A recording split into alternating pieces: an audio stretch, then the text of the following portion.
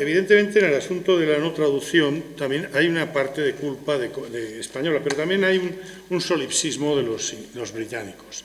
Estoy harto de ver libros en los que autores británicos o anglosajones que saben español no citan nada que no esté escrito en inglés, sobre historia de España. Entonces, claro, eso también hay que decirlo. Es que no solo somos nosotros, es que ellos son muy, muy especiales. El mundo son ellos y poco más. Bien, bueno, yo en realidad no puse este título, no sabía qué poner, pero creo que voy a decir alguna cosa, muy pocas. A mí siempre me ha gustado, y por eso un poco la orientación de este seminario o taller o lo que sea, bueno, discutir las cosas sobre las que uno trabaja, me parece muy importante. Esto es otra cosa de las que hemos carecido siempre en España. En los libros de autores ingleses, franceses, de otros países, de esa colonización que efectivamente hemos padecido, no diría padecido porque nos ha beneficiado mucho, pero que ha sido una característica de nuestra historiografía, es, discutí las conclusiones de este libro, las presenté en un seminario, en tal, y siempre aparecían en 2 o 3 sitios. Eso me parece muy útil, y aquí en España no se ha hecho nunca, y es algo que deberíamos acostumbrarnos. Esto es un poco por dónde vamos. En lo del método y la escritura, a mí me preocupa mucho, bueno, el método, por supuesto, pero no, nos perderíamos la escritura. También en la escritura ahí deberíamos de aprender de los anglosajones, que enseñan a hacer un trabajo histórico, enseñan a escribir, enseñan a redactar, enseñan lo que es un párrafo, enseñan a citar, cosas que nosotros hemos tenido que aprender todos por nuestra cuenta, y de aquella manera. Bien, ¿por qué lo de escribir la historia de un reinado? Bueno, porque lo que yo he hecho, afortunadamente ya he concluido, es escribir una historia de conjunto del reinado de Carlos II. En realidad, bueno, yo es una tarea que tenía pendiente hace tiempo, yo me lo había planteado, pero recuerdo que hubo alguna persona que me insistió mucho en que lo hiciera, uno de ellos, Giuseppe Galasso, que era buen amigo mío, me dijo, tú tienes que escribir, bueno, las cosas no es fácil de hacerlas, pensarlas, se piensan rápido, llevarlas a la práctica exige años, ¿no? En realidad, yo había escrito ya sobre el reinado de Carlos II desde el punto de vista de la política interior en el año 90, publicado en el año 93 en la historia, tomo 28 de la historia de España de Espasa Calpe, 200 páginas. Pero, claro, han pasado mucho tiempo y ciertamente, es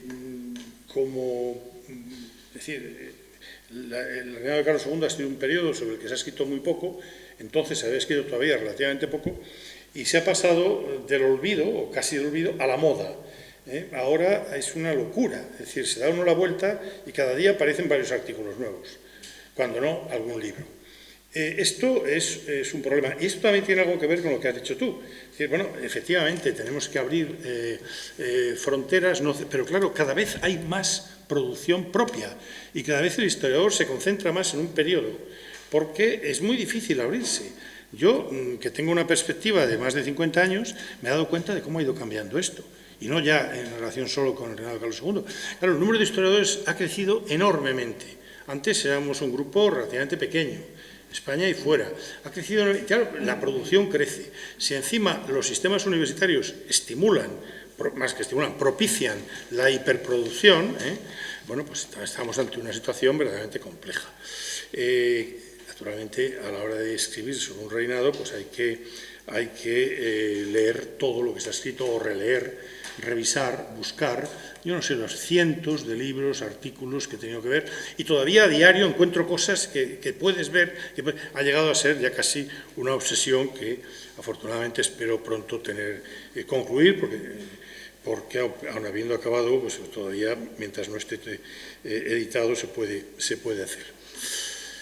Naturalmente, bueno, una historia de un reinado es esencialmente una historia política. En realidad, la índole del trabajo no la determina el historiador, la determina un poco el tema. Claro, si yo quiero estudiar decir, no sé, las pestes, bueno, pues tendré que seguir un poco la cronología de las pestes. Si yo quiero estudiar las bancarrotas, tendré que ir un poco, si yo quiero estudiar una determinada actividad de tipo económico, tendré que ajustarme a los plazos, a las épocas, a los periodos.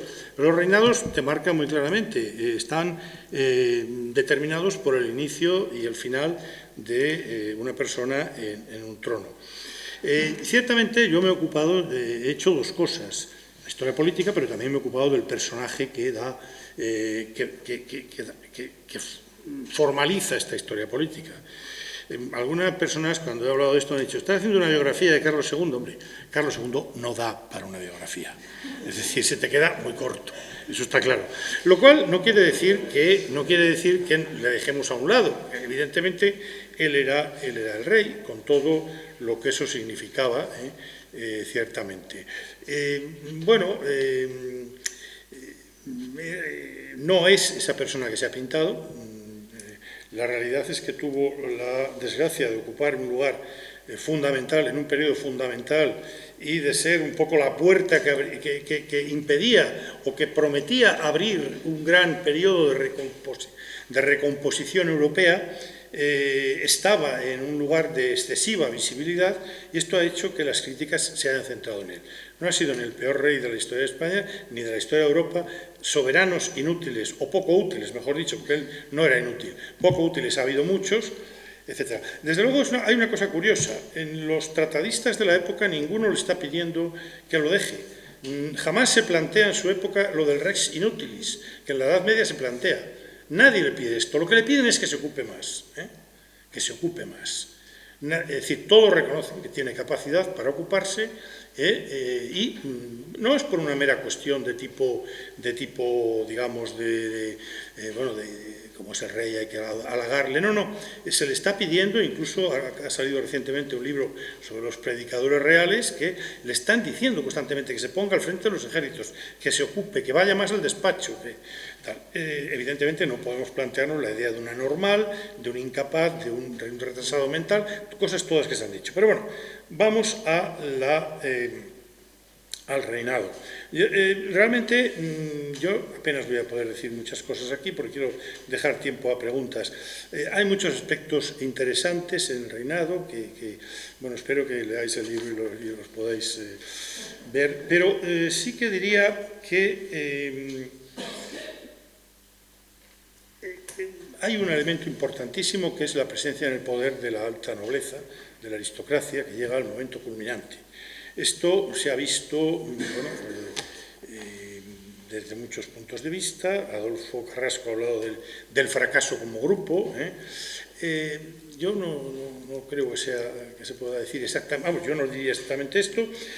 Sí que ese acceso al poder de la aristocracia es una especie de canto del cisne. Es decir, contemporáneamente en Francia está ocurriendo otra cosa, y es que la aristocracia se está yendo del poder.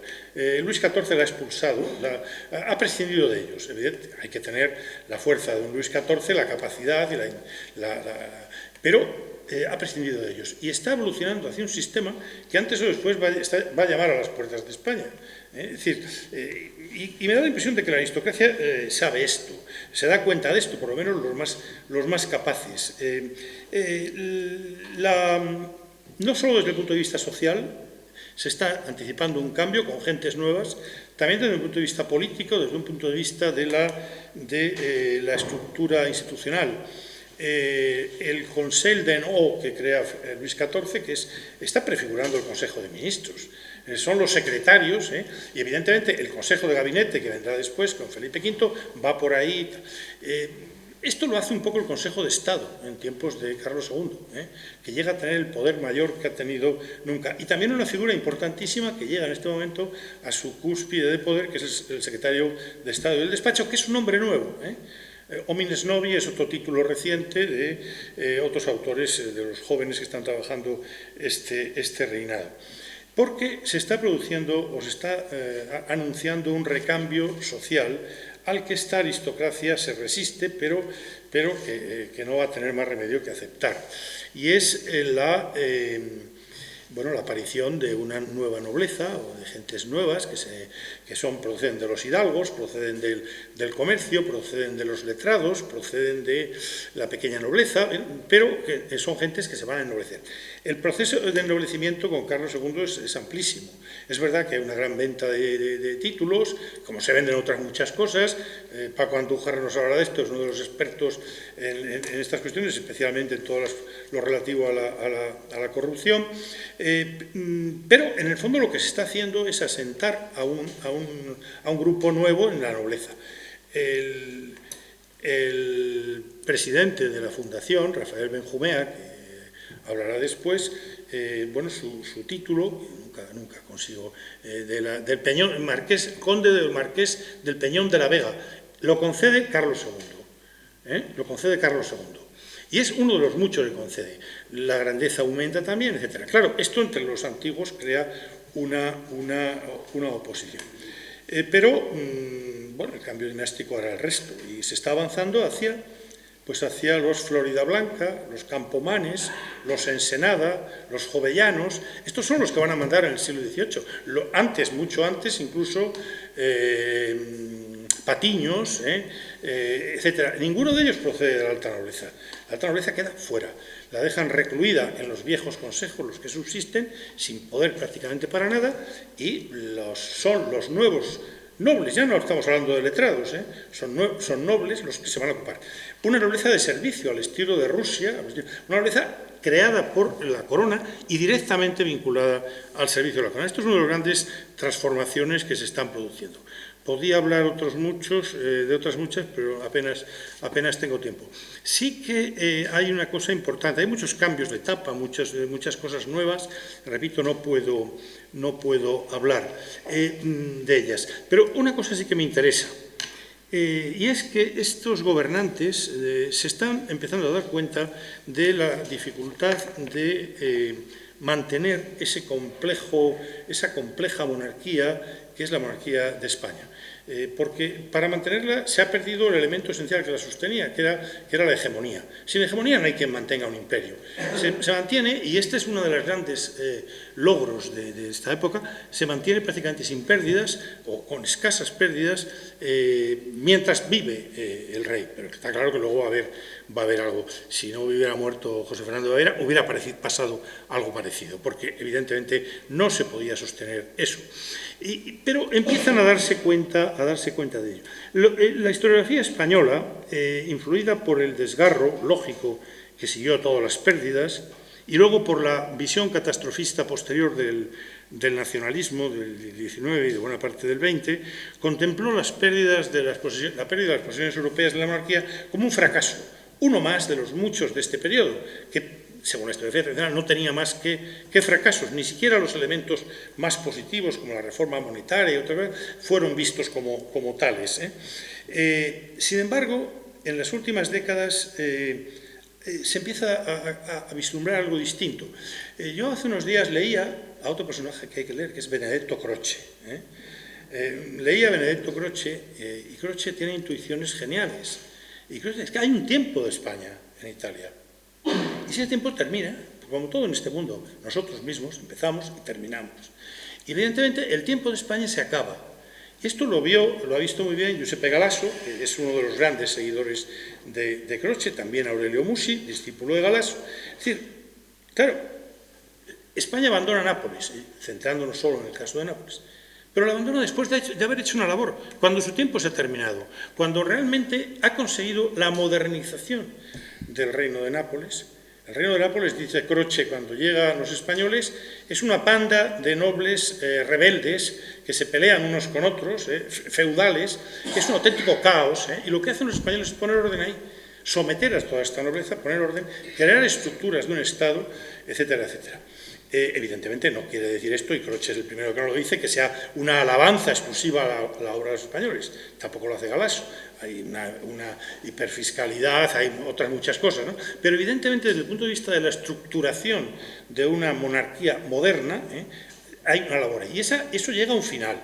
Al final que, como dice Galasso, bueno, esa sociedad modernizada desde el punto de vista institucional y político requiere un rey propio requiere lo que llamaríamos una independencia, una separación. Y esto es lo que se produce. Claro, visto desde esta perspectiva, y habría que analizar hasta qué punto se dan otros territorios de la monarquía de España, no se puede hablar de fracaso, se puede hablar del final de un tiempo. Y esta perspectiva es importante, habría que mantenerla. Bueno, no sé, tengo muchas más cosas, pero aunque quedan 10 minutos, quiero dejar tiempo a que planteéis vosotros cuestiones, preguntas, dudas, objeciones o lo que os apetezca. Nada más, gracias. También por la rapidez de un tema apasionante, yo tengo un gran desconocimiento y lo poco que conozco es el trabajo de Duque de Maura o el trabajo de Henry Keynes, ¿no? Que hizo un poco que es la España de Carlos II. Entonces, yo la pregunta que hago de mi ignorancia, me dijiste sobre que has trabajado pide y nada, ¿no? Porque una biografía no va efectivamente para esto. ¿Qué lugar ocupa la historia también de América en tu trabajo?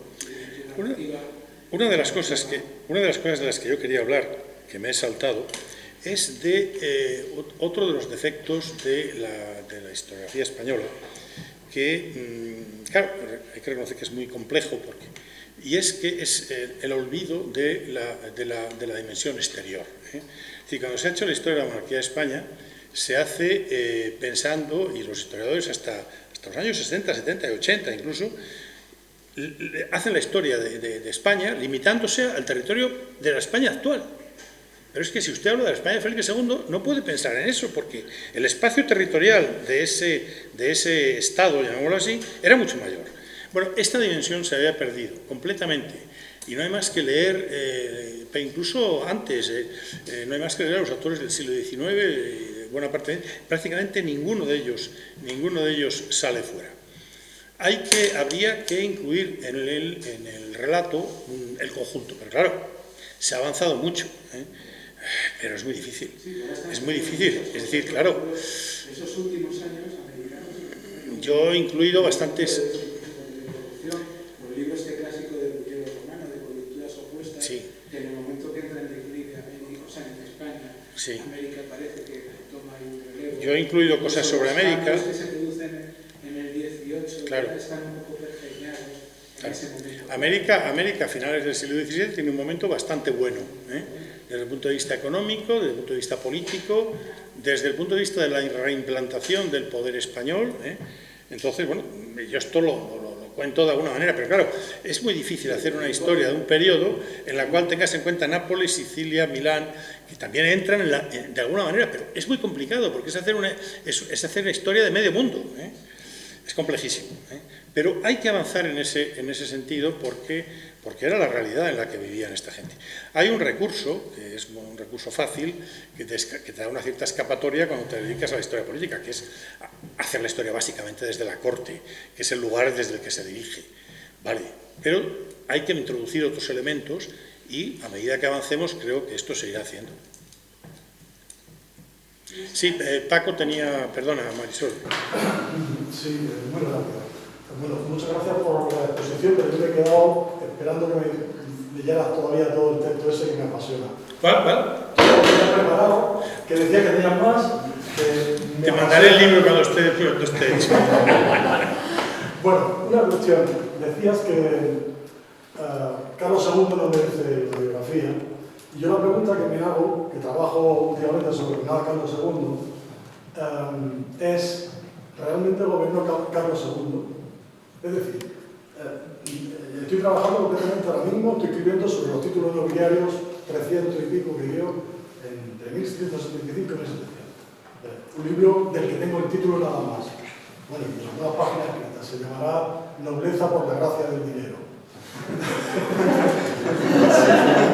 Bien, pero cuando veo la firma del rey y intento trabajar a fondo, al hacer un análisis de la documentación un poco más crítico y tal, siempre me surge una pregunta: ¿quién está tomando la decisión de hacer marquesa fundamental, independientemente del dinero, ¿no? ¿Quién está nombrando un virrey en América, en Nápoles? ¿Quién está tomando la decisión? Es decir, porque claro, yo siempre digo lo mismo, ¿no? O sea, operamos con documentos, pero como no tenemos restos de lo despachado a boca, no sabemos nada. Pero la pregunta es que yo tengo la impresión, cuando metes el foco en un sitio, es que ¿dónde está? ¿Quién está tomando en cada momento? Porque hay muchas coyunturas, como has escrito tú. Pues es que no tiene una respuesta. Si tú hablas de Felipe II o de Luis XIV, gobernaron.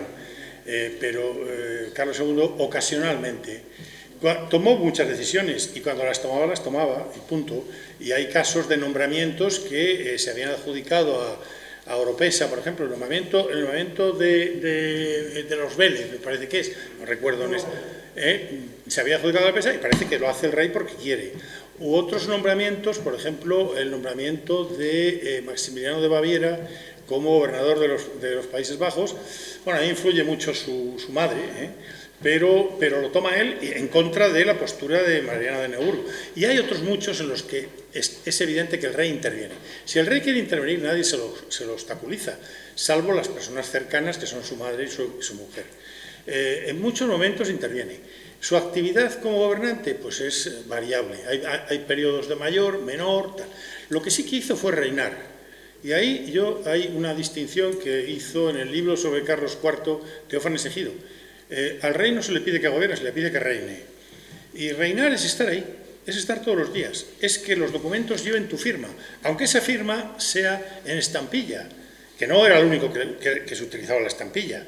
Hay un artículo de Feliciano Barrio sobre la estampilla que la utilizaron todos los reyes, unos más, otros menos. Pero es que es él, es decir, si detrás de eso no está él, no hay decisión que tenga valor. En ese sentido reina, preside los actos, las misas, los rollazos insoportables que se tragaban en la capilla, las entrevistas con los embajadores. El artículo de Christopher Storrs sobre Operti calcula 200 y pico entrevistas, el tiempo que estuvo. Y eso es constante con otros. Y otros embajadores, yo he manejado mucho la votación de los nuncios, también te dicen cómo interviene y les pregunta y te dicen que sabe las cuestiones. Voltaire llegó a decir que no sabía dónde estaba Cambrai y que pensaba que era un territorio del rey de Inglaterra, bobadas. Lo sabía perfectamente y sabía otras muchas cosas. Lo que pasa es que su actividad como gobernante, esa es la que es más variable. Pero hay muchos momentos, más de los que se pensaban, en los que sí que interviene. No con la asiduidad de otros, desde luego que no, y muy influido por las personas cercanas. Influido también por la opinión de los consejos. Él tiende a apoyar lo que los consejos le dicen, lo cual, bueno, no sé hasta qué punto es un demérito, puesto que los consejos te dan una opinión meditada, ¿no? Básicamente reinar, reinó. Gobernar de aquella manera, en algunos momentos, unas veces más que otras.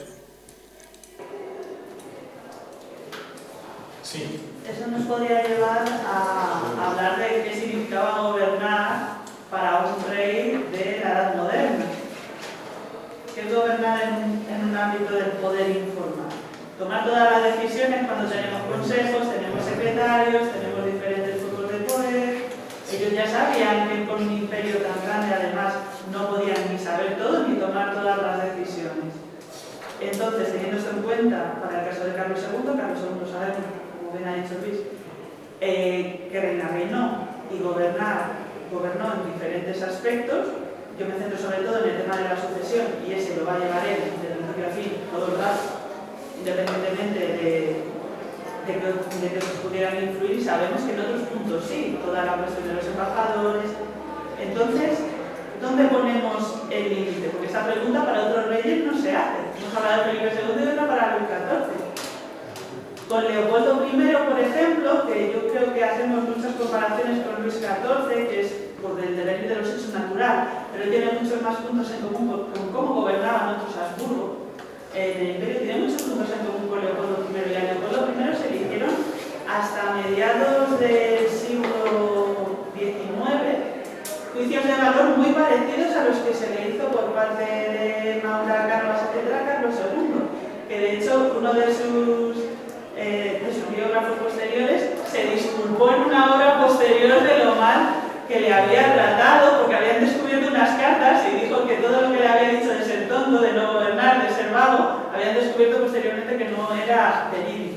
pero también con una forma de gobernar muy parecida a la que estamos hablando para Carlos II. Si tenemos los consejos, sabemos que tenemos grupos de poder y de presión informal, tenemos secretarios, tenemos la conciencia de que es un imperio mayúsculo, que hemos hablado para el caso de Felipe II, los secretarios, consejos, con Felipe III y Felipe IV también hemos hablado cuestiones de válidos. ¿Dónde ponemos el foco para decir que el gobierno no gobierna? Eso puede ser un ámbito de verdad. Claro, por eso. Sí, bueno, yo quería tocar también el tema que has mencionado, todos reinados, pero mirando Italia, el reinado de Carlos II tiene mucho más fuerza y Francia no consiguió entrar en ese final del 17. No, en todo el periodo, pero sí, al principio del 17 parece que sí que quiere entrar y con Richelieu parece que es evidente que Francia va a entrar en Italia. Con Carlos II se disipa y se disipa gracias a toda esa nobleza que compra y que fortalece ese vínculo con la monarquía y con la fidelidad que crea. Y desde el punto de vista de los territorios italianos, yo creo que no se puede hablar a lo mejor de un reinado débil, porque es un reinado que todavía tiene mucha presencia, mucha fuerza. Claro. Hay un libro fundamental que es el de Angelo Antonio Spagnoletti, que Príncipe Italiani y España, que es espléndido, porque claro, y ahí ves cómo no está dando Mercedes, Toisones y otras cosas solo a los de Nápoles, Sicilia, Milán, Cerdeña, sino que lo está repartiendo por toda Italia. Y claro, tiene Italia... Hay un caso, Venecia. Es verdad que Venecia a finales del 17 ya no es lo mismo, pero Venecia, que ha sido la tradicional enemiga, en Venecia están rezando porque el rey no se muera, porque tienen pánico de que cambie, pánico de que cambie y de qué puede pasar en Italia. Entonces, bueno, evidentemente en Italia el poder es mucho más fuerte de lo que pensamos. Y el fracaso de Luis XIV en Italia es apoteósico. A pesar de todo lo que movió, de toda la diplomacia porque no es Carlos II, perdón, es toda la estructura española, son los gobernantes. Se han creado todas unas redes. Eliot habló de una de las claves, es la flexibilidad y la capacidad de adaptarse y la autonomía. Y lo ha dicho, lo ha repetido también, por ejemplo, Manuel Herrero. Es decir, la autonomía de los territorios, el que esté de acuerdo la población. Milán es el gran ejemplo. Milán es el último territorio incorporado, como tú sabes muy bien, y tú lo sabéis todo, ¿no? Y en Milán el poder español apenas se introduce. Lo que hacen es dejar que gobiernen los milaneses. Los españoles defienden aquello, defienden tal, y manejan poder, y al final la capacidad decisional del gobernador es fundamental, y se mantiene todo el reinado de Carlos II, y por supuesto antes, pero en Milán no hay problemas, porque las oligarquías milanesas están encantadas. Es el saber adaptarse, el saber en cada sitio hasta dónde puedes entrar, hasta dónde tienes que frenar, o tal. Y eso es muy claro. Sí. Vamos a seguir estos días, podemos seguir hablando mucho.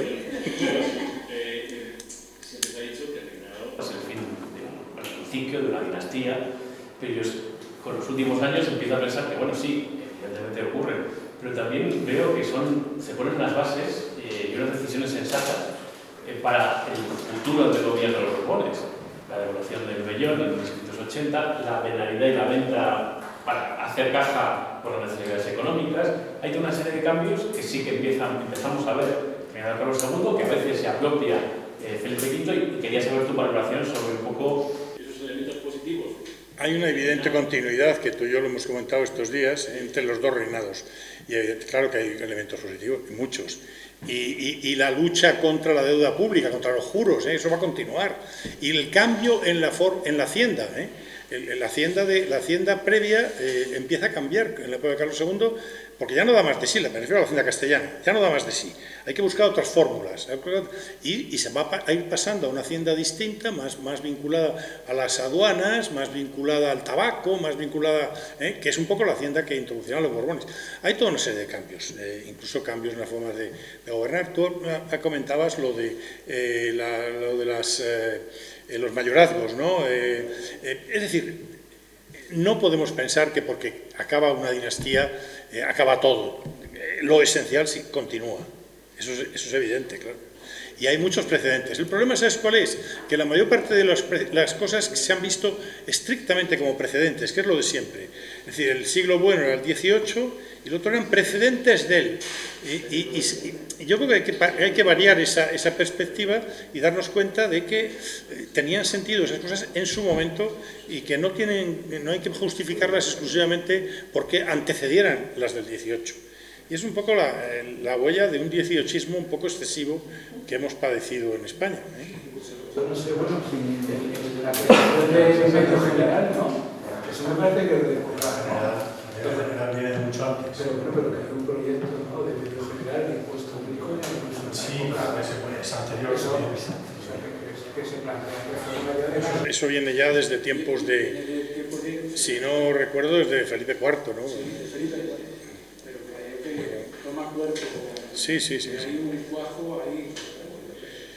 Bueno, pues tendremos que irnos a la parte formal de estos cursos. Pero como estos días van a tener muchas ocasiones de hablar, de tal, pues parlerem, que dicen los catalanes.